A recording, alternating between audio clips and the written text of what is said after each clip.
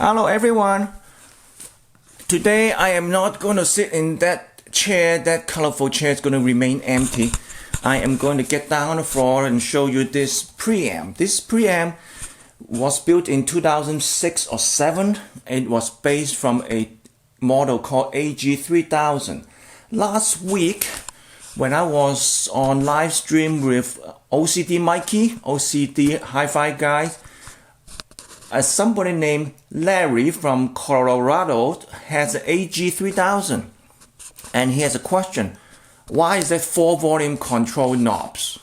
That's 1, 2, 3 and 4. 2 per channel. That one's right channel, this one's left channel.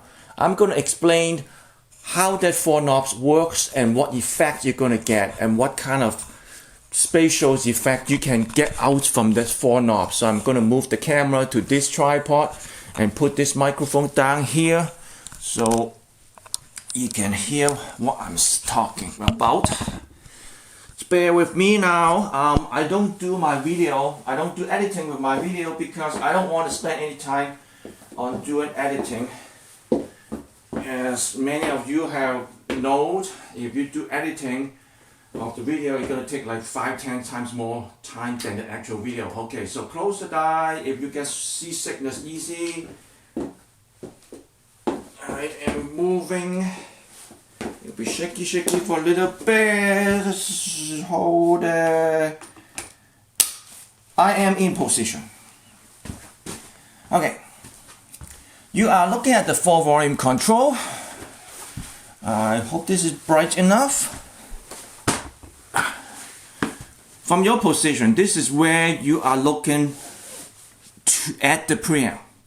I am talking to everybody, but specifically to Larry because you have an AG3000.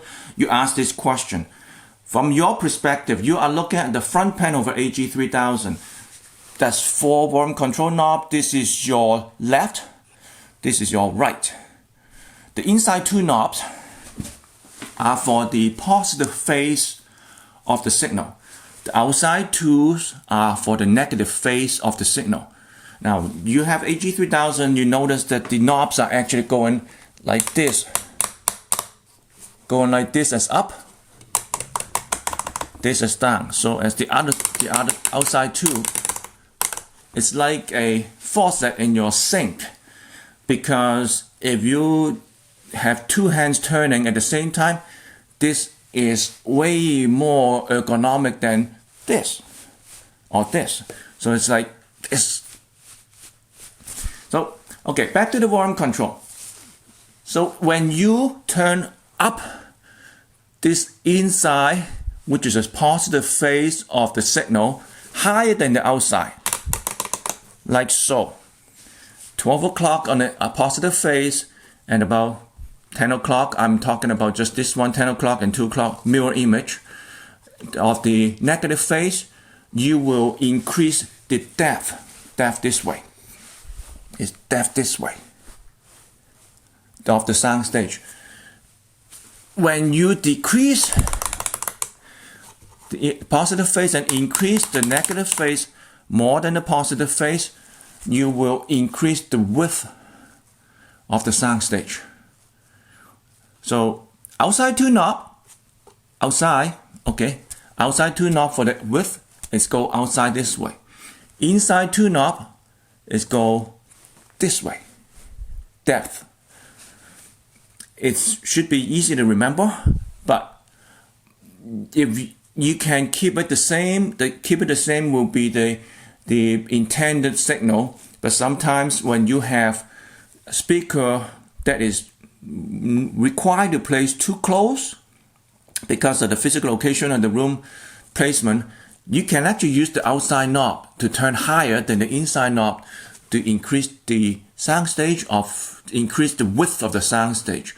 And if your speaker is way too wide, you can choose to put it closer together, or if your speaker get too close to the wall, the back wall, you can increase the positive signal to artificially increase the depth of the sound stage. So that's what the knobs are for. That's the basic idea for that 4 knob. positive signal, negative signal. Negative signal increase and decrease the width of the soundstage. Positive signal increase and decrease the depth of the soundstage. For advanced adjustment, if you want to increase your left channel knob's negative phase higher than the right channel negative phase, like so, your soundstage are going to move to this corner. And if you do it the other way, your soundstage is going to move to this corner. There's a lot of things you can actually do with that 4 knobs, but if you want to get back to the basic, you can just keep the 4 knobs in the exact position, in the mirror image exact position. But if you want to play with it, you can actually turn those knobs. Again, any of my adjustment for user adjustment cannot damage anything. And the last video I have mentioned about user adjustment, somebody saying like some adjustment are too extreme, they can damage hardware. And I want to make it clear in this one, from now to future, any of my adjustment, it's like exactly like studio equipment, studio recording equipment, mastering equipment, mixing equipment. You can turn to the extreme position of any knobs. It will be safe. It will not damage anything. So feel free to play with it and tell me what you hear. And I'm sure you're gonna have fun after you learn how to deal with the knobs. And as a matter of fact, you don't like what's the learning. Have fun. Just have fun, play with the knob. So that's my explanation of that 4 knobs. Hope everybody understand. And in the future, I'm actually going to put these features into as an optional item. I'm going to put this camera back to the other tripod. So actually I would do this way and zoom out. I'm going to explain a little bit about this preamp. Let's see, I can do this and turn up a little. Yeah, I can do that.